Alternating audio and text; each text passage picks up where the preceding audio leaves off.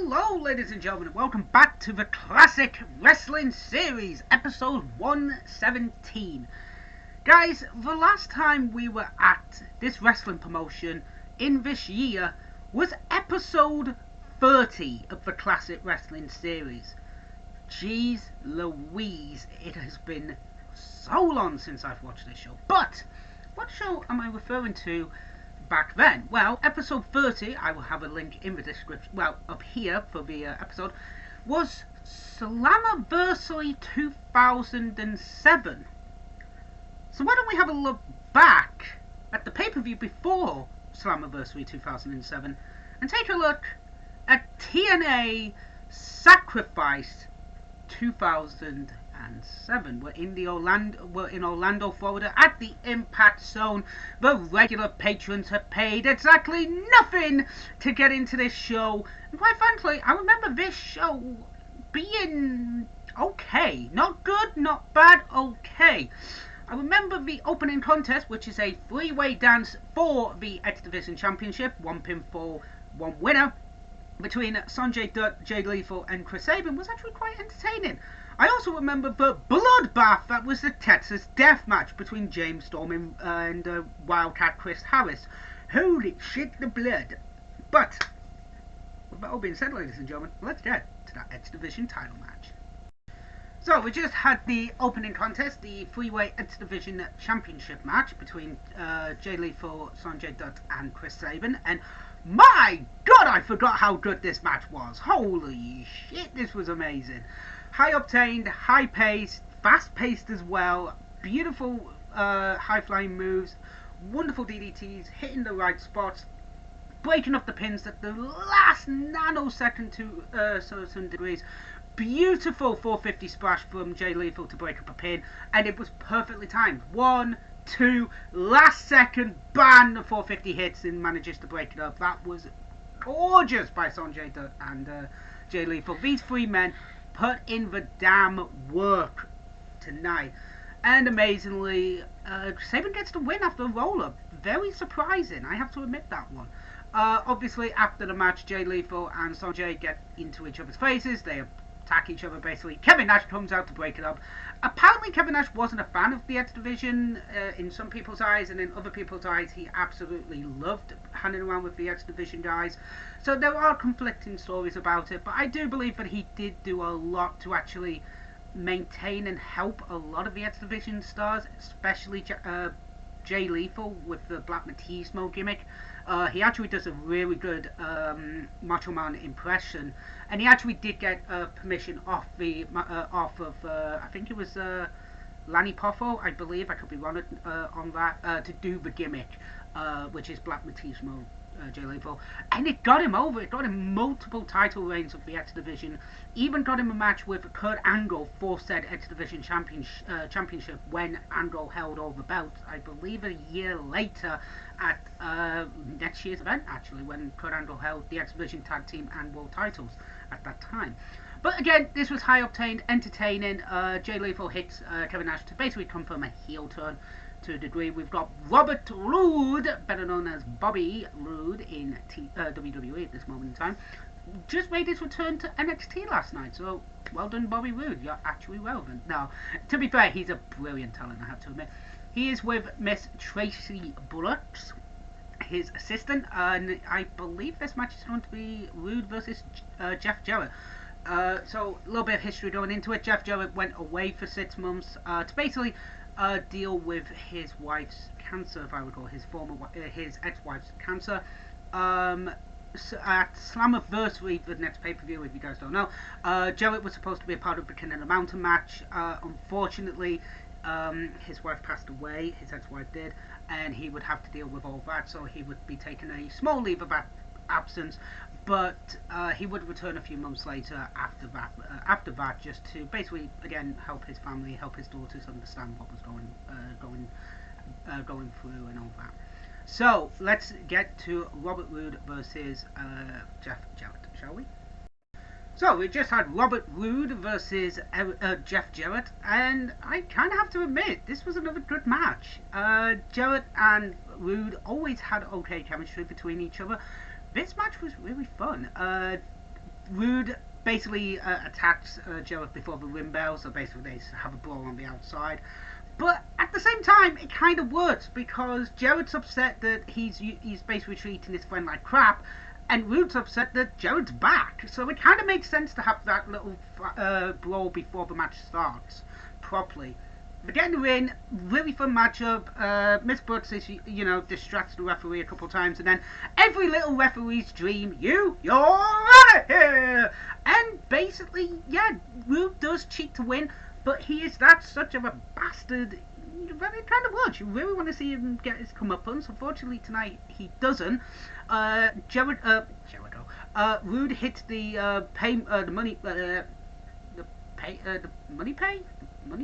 anyway, hits the perfect plex, his version of the perfect plex, to get the win for himself. And then he's about to hit the guitar over Jarrett's head, but amazingly Jarrett plays possum, hits him with the 34, and Miss Butts is about to come in, use the guitar on Jarrett, but Eric Young comes out and basically puts Miss Butts in the 34. Crowd goes surprisingly loud for that, which I was not surprised to see, to be honest with you, around this time. But at the same time, this match really worked. Again, the chemistry worked well.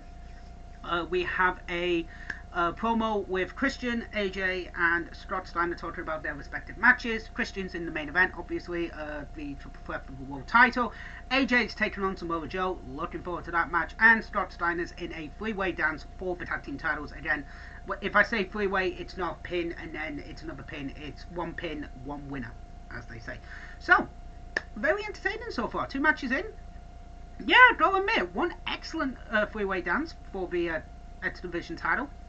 And a surprisingly fun singles match. So, let's not waste any more time. Let's get to our next matchup, shall we? So, we just had Christopher Daniels versus Rhino. This was kind of a fun little matchup. Speed versus power. Sometimes this match doesn't work, but I kind of have to admit this was very entertaining. Rhino and Daniels worked their magic and had a compelling matchup. Really entertaining, fast-paced again. Daniels would use the baseball bat because he is getting ready for this. He's trying to get into conversation with Sting. So he comes out with the mask, he comes out with the baseball bat. This would culminate between Christopher Daniels versus Sting at Slammiversary 2007. Again, episode 30 if you want to check it out here.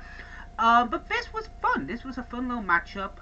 Rhino's on the mic. We'll just watch this quickly. Just give me a moment.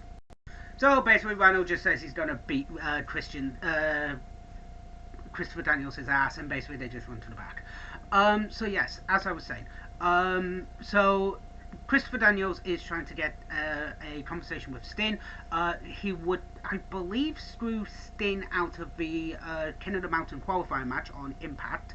After the announcement of the King of the Mountain match, and basically they would have this the match at Slammiversary. I'm not gonna lie, guys. Episode 30 is one of the older episodes, so it's not as good of a quality as it should be normally. But all of a sudden, oh my God, Christopher Daniels has just walked out with blood. He's just got thrown out, and now he has Rhino's grabbed a chair. Holy shit! Jesus Christ! Oh God, how is? Please, not a nasty. Oh! Thank God! Christopher Daniels got his damn hands up for that chair shot. That was nasty! God, I don't even know how the hell he got busted open. How did he get busted open? So, yeah. Rhino would be in an opening contest, would be in the opener at Slammiversary 2007, taking on LAX. Senshi would be his partner, or low-key in WWE, or, well, the independent scene as well. No, in WWE he was known as Cabal. My apologies. Low-key in TNA and the independent scene, to be said. So Rhino is trying to pile drive Christopher Daniels. Security comes in, breaks it up, and basically Daniels gets away scot-free.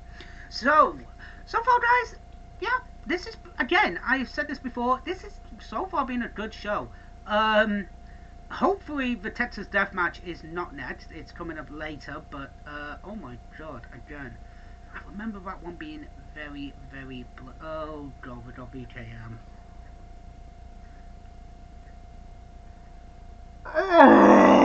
I forgot about this. Look, so VKM and Christy Hemme are in a feud right now. Basically, I've said this before. I said this in episode 30. VKM stands for Vincent Kennedy McMahon. To the inside knowledge, it actually stands for TNA as Voodoo King Mafia. These two would be having a feud. Christy Hemme actually has a very good point. Everybody remembers DX. Everyone in DX remembers Shawn, Hunter, those two, X-Pac. Why isn't China mentioned at this point? Obviously, again, it would be around because of the porn incident in 2007. But the way Kip James acts to Christy Hemme is really fucking disgusting. I'm sorry, I am not impressed by the way that Kip James is towards Christy. I fucking hate it. I do admit now, I don't really go into much detail of some of the matches because, again, VKM just pisses me the fuck off in in that match. But again, going forward, Christy would be basically trying to beat up VKM, beat them at their own game, bring in the Dicks, I believe, or the Johnsons, can't remember the team from WWE. Would also bring in Raven's team of the I can't remember the team. No, not the Goblin. Raven's team. I can't remember the team. But would also bring in the Basham brothers. To be fair, which is actually quite a nice surprise. So we have got the Basham brothers taking on VKM, but unfortunately VKM has. The Basham brothers technically took out BG James before the match could begin, so it's going to be a handicap match. So let's watch this. Sorry for the long part in this, I'm really sorry. So we just had Kip James versus Basham and Dagnam. This was a handicap match basically. It was okay, but Kip James, doing the main work, not exactly what I would have wanted. I'm sorry guys, but when I agree with the heel, that's not what you should be doing. I agree with Christy 100%. Why wasn't China mentioned a lot more than she was? Again, I get why, but still, she had a major part in DX in the 90s that a lot of people shouldn't really be glossing over. It was a big deal to have China in what she was doing. Even the fact of having China in the Men's Royal Rumble in 1999. Mixing it up with the guys, that's a big deal, and yet it's brushed off because of the porn situation. I mean, for fuck's sake, Sonny's done it. Jesus Christ. But again, this match was there. It was a match. At the end of the night, it was a match. Was it good? Not particularly. But at the end of it, Basham and Dagnam get the win. Lance Hoyt comes out after they beat down Kip James a lot because Lance Hoyt was around VKM for a while. Basically until Christy turned him, and basically at Slammiversary they would turn Lance Hoyt would turn heel and cost VKM the match, joining forces with Christy Hemme. Next up, guys, oh yay, it's the Texas Death Match, or as I like to call it, the Texas Blood Match. So it's Chris Storm versus Chris Harris versus James Storm. God damn it. Going into this, obviously, America's Most Wanted, AMW, one of the most decorated tag teams in NWA TNA history. Storm, they were going to turn Storm or Harris heel or do singles run before this, but the fans unrivalably neglected and rejected it. Rejected it until around this time where they decided to do it. Lockdown would be the one of the worst matches I've ever seen, the blindfold cage match. Thank you, Vin Russo, for that one. But we're going to have this blow off. It is the Texas Death Match. It is James Storm versus Chris Harris. I cannot wait for this match. I remember this match being really fucking good. So, yeah, let's not waste any more time and get to it. So, guys, oh my god, that spear! So, Texas Death Match.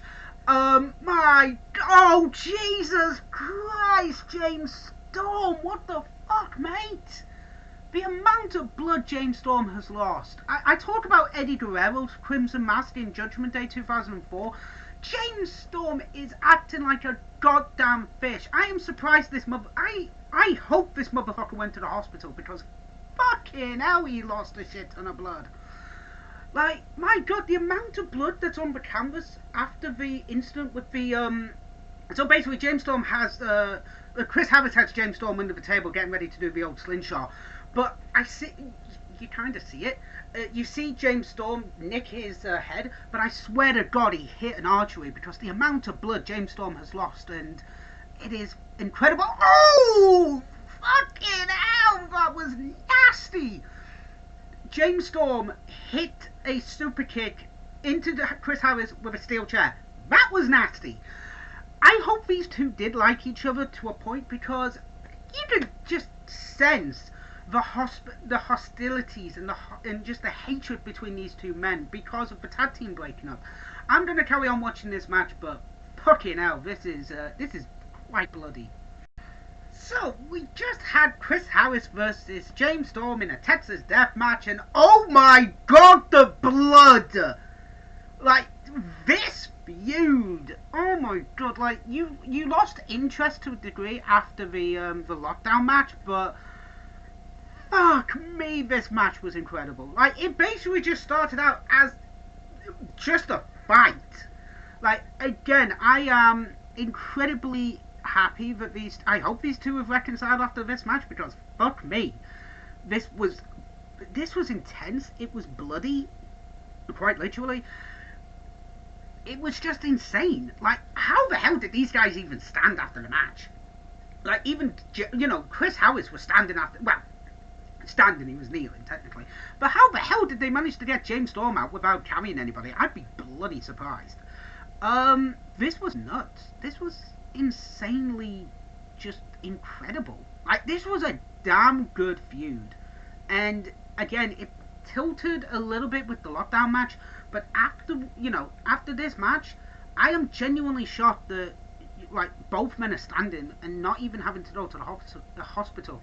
If I had to ask James Storm any question, it'd be, was there genuine hatred between you two at Sacrifice 2007? Because my god, that was a bloodbath, and it was intense, and it was intense, and it worked, but you can just sense that there was like, oh, it's a bit nasty. So we had Christopher Daniels and Sting talking about what happened in the match with Rhino, and then Sting talked about his matchup coming up in the main event. Now, yeah, they're cleaning the ring because of the blood, like legit the blood. I mean, this was intense. At least they're staying on it because it was incredible. I mean, the way that the way that Chris Harris was busted open was he was on the top rope and in between the ring apron and the post. So James grabs the chair and just smacks Harris in the face with the chair. Again, I feel like he did nick himself, or maybe an edge of the chair hit Harris because the way James Storm was opened up was straight here, and the way that James Storm was busted open was here, and here in the middle of the forehead. The way that Harris was opened up was about here, and you can just see the blood going around, and James's blood is just straight down over his face. Again, it is fucking it's disgusting, but at the same time it worked, and the way that the match ended was literally a beer bottle poetic justice for Harris, and Harris gets the win. And in this particular death match, if you don't answer the count of 10, you lose. James nearly get up, but he realised at 9, so he had to pretend to fall down again. But this could have gone another 5 minutes and I'd be really happy with it. It was a good way to cap off this feud and just let it go off into the sunset. I have to admit that one, guys. Again, the commentators, Mighty Day, Don West, I think this is an underrated commentary team. I'm going to say this in every TNA show. These guys are so good together. I hope Don West can come back to commentary soon because he is really fun. Like, I miss him in commentary. I have to admit that one. So, what do we have now, guys? We'll see. Give me a moment. We do have a match coming up. I don't know how. I don't know what can follow that matchup. Holy crap. No idea. Oh, it is Tiger Mask. Oh my god, we have Tiger Mask. Jesus Christ. I don't know if this is the original Tiger Mask or the Tiger Mask from NJPW. They say it is. But Tiger Mask on TNA. Sign me the fuck up for this match. So, Tiger Mask, this is the 4th iteration of Tiger Mask. He was trained by the original Tiger Mask in Japan. This is a fatal 4-way matchup, X Division style. We have Senshi, Alex Shelley, I knew we said AJ Styles then. AJ Styles is taking on Samoa Joe tonight. Tiger Mask, and yeah, let's see who our 4th participant will be. Might as well. I've always enjoyed Senshi. I think Alex Shelley is bloody brilliant. I have not watched Tiger Mask before, I will admit that one, so the 4th iteration. And we have got, I believe this is Jerry Goddamn Lynn. Oh my god, this is going to be a fun matchup. Let's watch it. So, we just had Low-Key versus Jerry Lynn versus Alex Shelley versus Tiger Mask. My god, this match should not work, but bloody hell it does. You've got the Japanese strong style in Tiger Mask. You have the technical prowess of Jerry Lynn. You have the MMA / submission styling and specialities of Low-Key. And you have Alex Shelley, who is trained in the American high-flying style, but at the same time he's playing this chicken shit bastard of a heel, and it works. Like, this entire match works. It's so brilliant, it's so fast-paced, it's high-octaned, it's so bloody good. However, Jerry Lynn winning, I'm not agreeing with. I feel like maybe Senshi should have retained, or win the match, or maybe Tiger Mask gets the win. You can still do the beatdown afterwards, which the Murder City Machine Guns do, before they were known as Motor City Machine Guns. Bob Backlund makes the save for Jerry Lynn. Alex Shelley was beating down Jerry Lynn, and then Chris Sabin comes out to basically help out the beatdown. You could have still had the beatdown done, but I don't really think Lynn should have won this match. I feel like it should have been Tiger Mask or Senshi personally, but again, it works into the story, it plays off very well. And again, this is a fun match. Like, so far there's only been one matchup that I'm not particularly happy about, and that's the handicap match. But bar that, I don't really have any complaints. Like, so far this show's been damn good. Wonderful matches, excellently done. But now, ladies and gentlemen, we are going to be having a 3-teamed tag team match for the tag team titles. It is Team 3D, after they beat LAX for the tag team titles at Lockdown, taking on LAX and the odd couple of Tonko and Scott Steiner. I mean, not a massive fan of Tonko and Scott Steiner together, but this should be good, so let's not waste any more time and get to this matchup. So, we just had the tag team tussle for the tag team titles, the 3-way dance. Team 3D versus LAX versus Tonko and Scott Steiner, and this was entertaining. It was fun.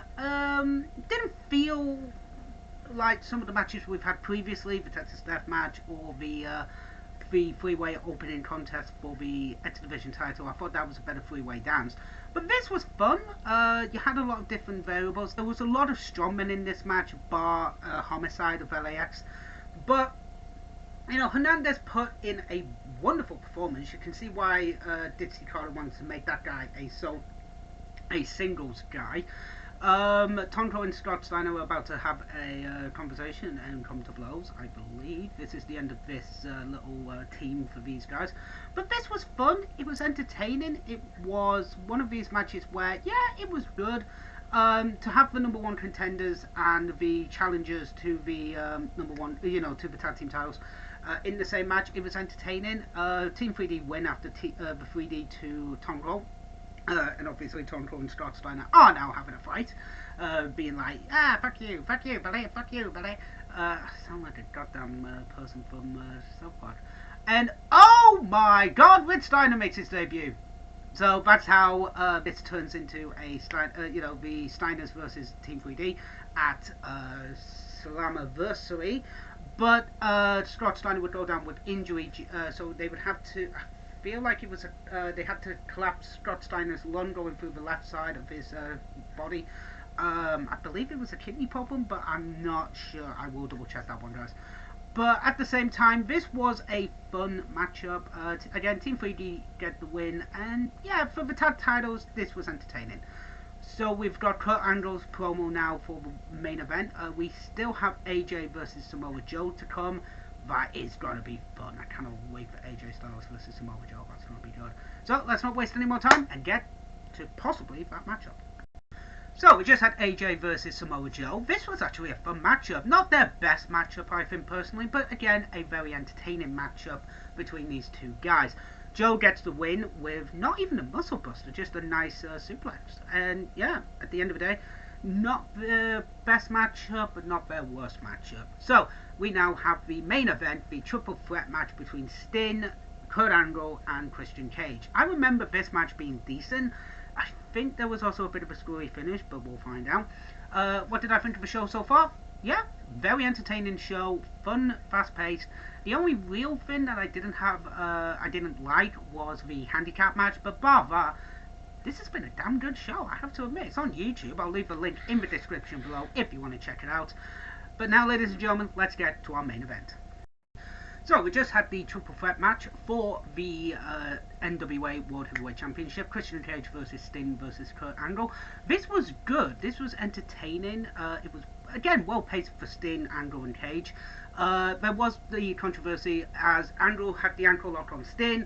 He had a roll up on Christian. So, as one referee was counting the pinfall, another referee caught the submission. So that would lead into a bit of controversy, leading to Slammiversary 2007 and the King of the Mountain match to crown the new TNA World Heavyweight Champion, because the belt was made for that show going forward as the NWA deal ended with TNA. So after that, what did I think of the show? This was a fun show, I have to admit. This was well paced, very entertaining. Don West and Mike Today on commentary is always a joy to listen to. Again, this show is on YouTube. It literally dropped about 19 hours ago, so I'll have a link in the description below for that video. I will also have it up here as well as the annotation of that. So with that being said, guys, thank you very much for watching a TNA Sacrifice 2007. I will be back later on tomorrow morning for AEW Dynamite. So with that being said, guys, as well as this video is live, going live / being recorded, I am on Twitch. So check me out on Twitch, TCOTN. I will have a link in the description below as well. So with that being said, guys, I will see you for AEW Dynamite tonight. TTFN. Ta-ta for now.